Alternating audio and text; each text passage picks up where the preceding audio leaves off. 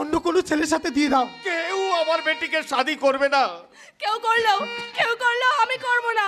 শাদি না হলো এই সেলিমই আমার কাসাম। হায় আল্লাহ, এ তুমি কি সর্বনাশ করলে আল্লাহ। সেদিন তুই যেমন আমার সর্বনাশ করেছিলি, কৃষ্ণা বইন বলে ডেকে তুই কি আমায় বলাতে পারবি? এ তুমি কি বলছো? আজ থেকে 30 বছর আগে তুই আমার কোলের ছেলেকে কেড়ে নিয়েছিলি। তার মানে সময় হলে সবার মুখোশ আমি খুলে দেব। শুধু জেনে রাখো, পাপ কোনোদিন তার বাপকেও ক্ষমা করবে না। আমি যা করেছি তা পাপ নয়, আমি যা করেছি তোমার ভালোর জন্যই করেছি। ওই দিন রাতে তোমার ছেলেকে যদি কেড়ে না নিতাম, ওই শয়তানটা অন্য কাউকে দিয়ে ছেলেটাকে খুন করত। আপু তুমি? আমার জন্য আজও সে বেঁচে আছে। বেঁচে আছে? কোথায় আছে সে? তার মানে ভক্ত বর্ষা যা বলেছিল সেটাই ঠিক। আমার ছেলে বেঁচে আছে। আমার ছেলে বেঁচে আছে। বলো না আমার ছেলে কোথায় আছে? বলো না আমার ছেলে কোথায় আছে? বলো না আমার ছেলে। এখনো বলার সময় হয়নি, বলবো সেদিন। শুধু তোর সামনে নয়, বলবো বিচার সভায়। বিচার সভায়? তুমি গ্রামের লোক নিয়ে বিচার সভা ডাকো, আমি সেখানে প্রমাণ সহ সব কথা বলবো। আমি ডাকবো, সারা গ্রামের লোককে আমি ডাক দেবো। বিচার সভা আমি বসাবো। তোমার কোলে সন্তানের বাবা কে এবং তাকে কোথায় লুকিয়ে রেখেছে তার প্রমাণ করে শাস্তি দেব। আর আমি যাব পীর সাহেবের দরগায়। সেখানে গিয়ে সেলিমের জন্য আরোগ্য কামনা করব। আর আমিও যাব পীর সাহেবের দরগায়। সেখানে গিয়ে আমার সেলিমের আরোগ্য কামনা করব। আমি না আল্লাহ যেন দূর থেকে আমার গায়ে হাত বুলিয়ে দিচ্ছে। তুই দেখিস আমি খুব তাড়াতাড়ি সুস্থ হয়ে যাবো। খুব তাড়াতাড়ি সুস্থ হয়ে যাবে সেলিম, আমি তোকে সুস্থ করে তুলবো। আয় এখানে বস। তুই কোনো চিন্তা করিস না সেলিম, তুই খুব তাড়াতাড়ি সুস্থ হয়ে যাবি। তুই জানিস সেলিম, গায়ে বারোটারি তলায় যে সভা ডাকা হবে, সেই সভায় আমি আর আব্বু সবকিছু ফাঁস করে দেবো। তাই চল তোকে ঘরে রেখে দিয়ে আমি যাই ওই বারোটারি তলায়। চল।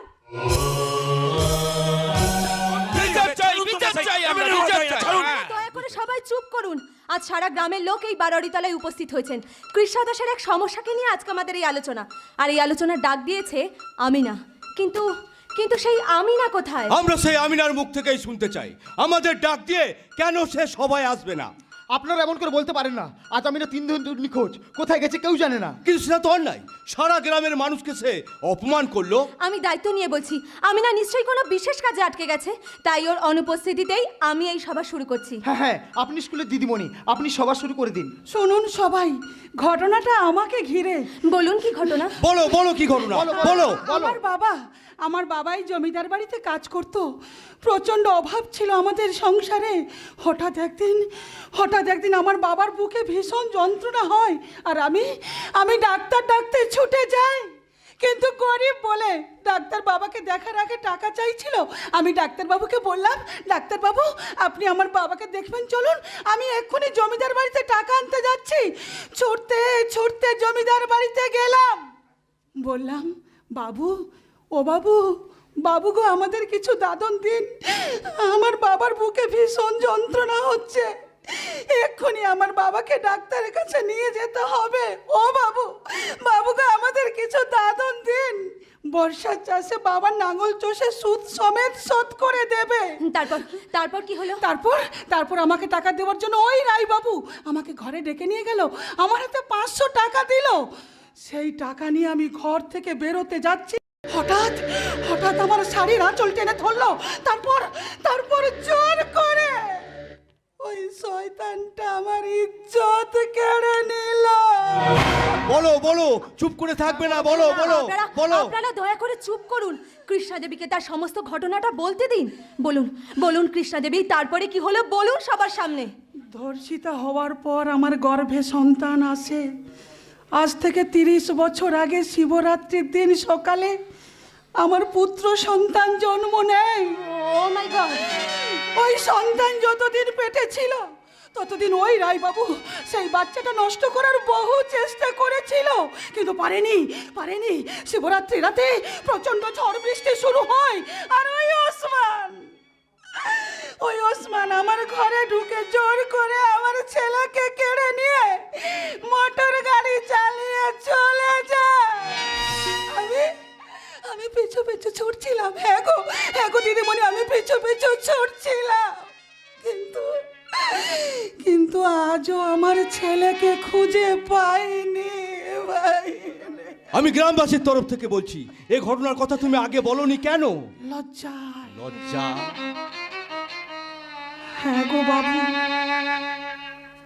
এতদিন এই কথা আমি লজ্জায় কাউকে বলতে পারিনি, কিন্তু যখন জানতে পারলাম ওরা আমার ছেলেকে মেরে ফেলেনি, সে বেঁচে আছে, তখন সব লজ্জা আমার মুছে গেছিল। আপনার ছেলে বেঁচে আছে, কিন্তু কোথায় সে? সব বলবে ওই ওসমান ভাই। হ্যাঁ, আমি গ্রামবাসীর কাছে সব প্রমাণ সহ সব সত্য ঘটনাই বলবো। তুই আমার বিরুদ্ধে মিথ্যে সাক্ষী দিবি? কেন মিথ্যে বলবো? যা সত্যি তাই বলবো। বলুন ওসমান চাচা, আপনার কোনো ভয় নেই। সারা গ্রামের সামনে সত্যিটা বলুন আপনি। সারা গ্রামের লোকজন কিন্তু এখন আপনার দিকেই তাকিয়ে আছে।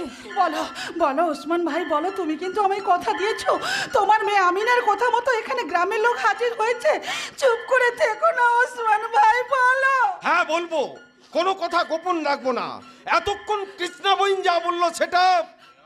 থামলি কেন? বল বল বল। বলো ওসমান ভাই, বলো। বলুন ওসমান চাচা, থেমে না থেকে সত্যিটা বলুন। সেটা মিথ্যে। মিথ্যে? হ্যাঁ, কৃষ্ণা মিথ্যে কথা বলেছি।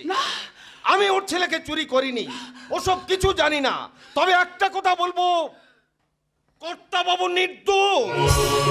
মিথ্যে করে একটা সম্মানীয় লোককে হেনস্থা করা হচ্ছে।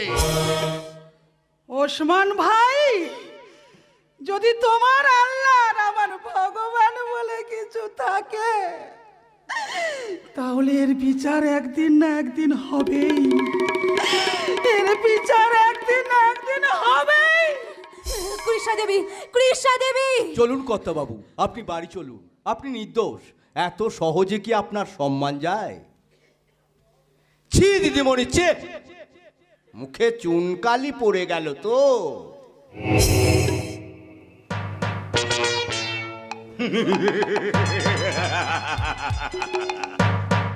গ্রামবাসী সবাইকে আমার ভালোবাসা জানাই আর ধন্যবাদ জানাই আজকের এই বিচার সভায় সত্যি কথা বলার জন্য আমার এই ওসমান ভাইকে।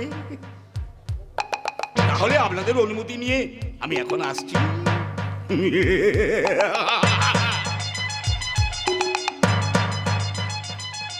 শুনুন দিদিমণি, যাত্রার কথায় নেচে উঠে কখনো মাতব্বরি করবেন না, তাহলে গ্রামবাসীরা আপনাকে কোনোদিন ক্ষমা করবে না।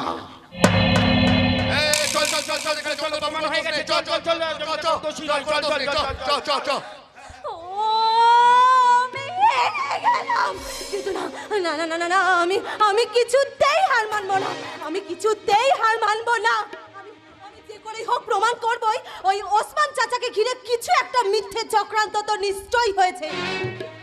তার আগে যে করেই হোক আমিনাকে আমাকে খুঁজে বার করতেই হবে। শুনুন গ্রামবাসীগণ, আমি নিশ্চিত ওই আমিনা নিখোঁজের ব্যাপারে লুকিয়ে রয়েছে আসল রহস্য। খোলো! আমাকে এখানে আটকে রেখেছো কেন? খোলো! আমাকে ঘর থেকে বেরোতে দাও। ভেঙে ফেলবো, দরজা ভেঙেই পালাবো। আমাকে ছেড়ে দাও। কেন তোমরা আমাকে এখানে আটকে রেখেছো? কি ভাবছো তোমরা? আমাকে এখানে আটকে রেখে আমার বাবাকে ভয় দেখে সবার বিচার করতে চাইছো? খোলো, বেরোতে দাও।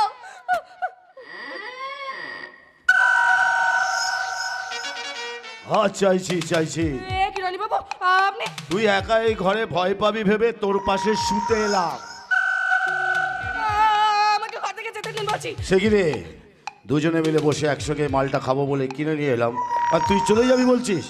বেরিয়ে যান, ঘর থেকে বেরিয়ে যান বলছে, বেরিয়ে যান। যাবো বলে তো আসিনি আজকে হবে তোর সর্বনাশ। পালিয়ে তুই কোথায় যাবি আমিনা? আই সালি হারামজাদি, তোকে আমি ছাড়বো না রে সালে।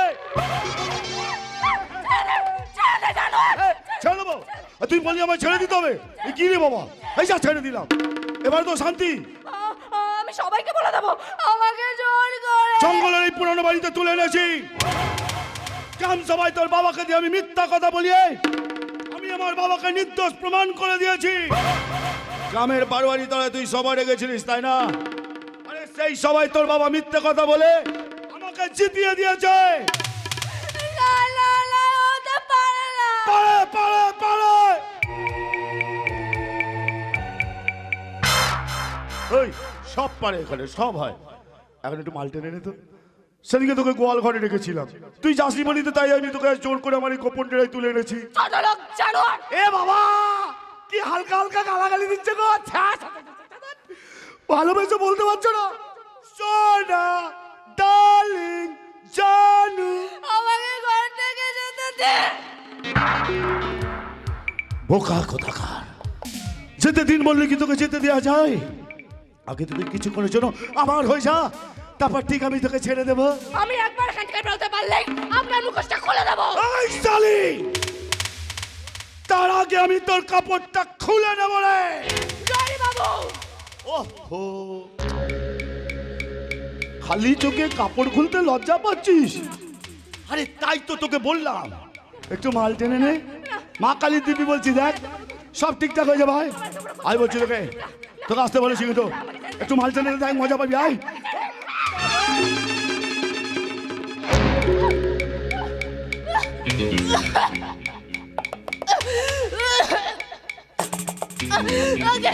আগে বেশি। প্রথমবার খেয়েছিস তো, আরে তাই একটু তিতো লাগলো, বাইরে বলছি। পরে মালটা টেনে নে, জমে যাবে। মা কালী দিবি বলছি, জমে যাবে। আয় আয় একটু টেনে নে, আয় আয় আয়।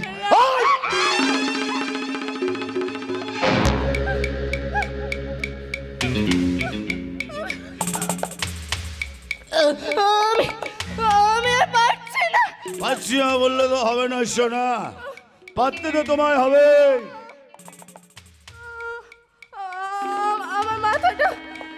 আমার মাথাটা কেমন ঝিমঝিম করছে।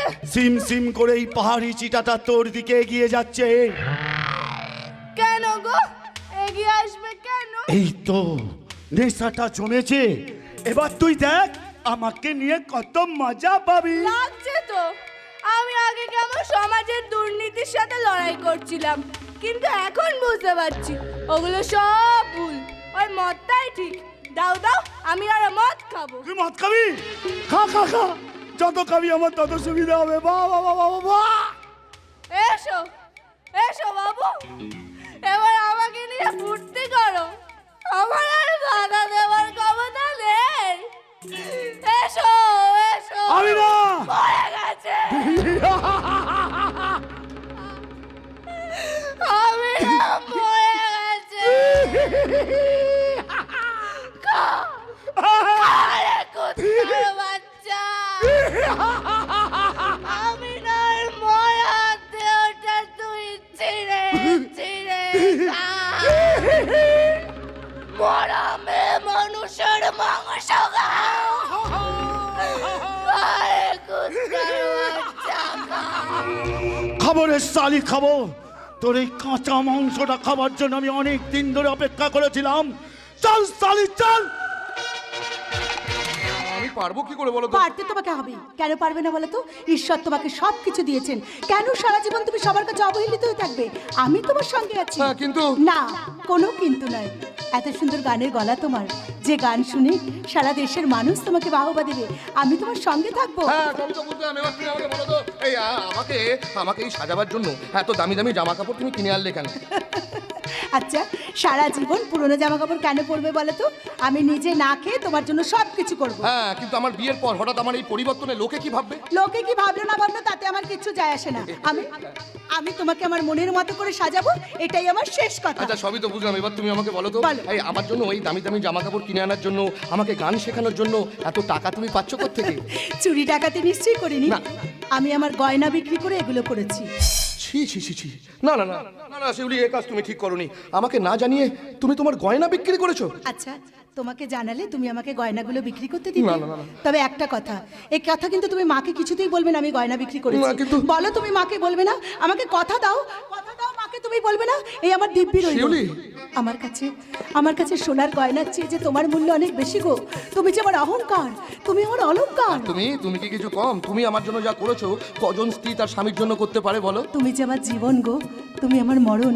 আমি যে নিজে না খেয়েও তোমার জন্য সব কিছু করতে পারি, আমি যে তোমার জন্য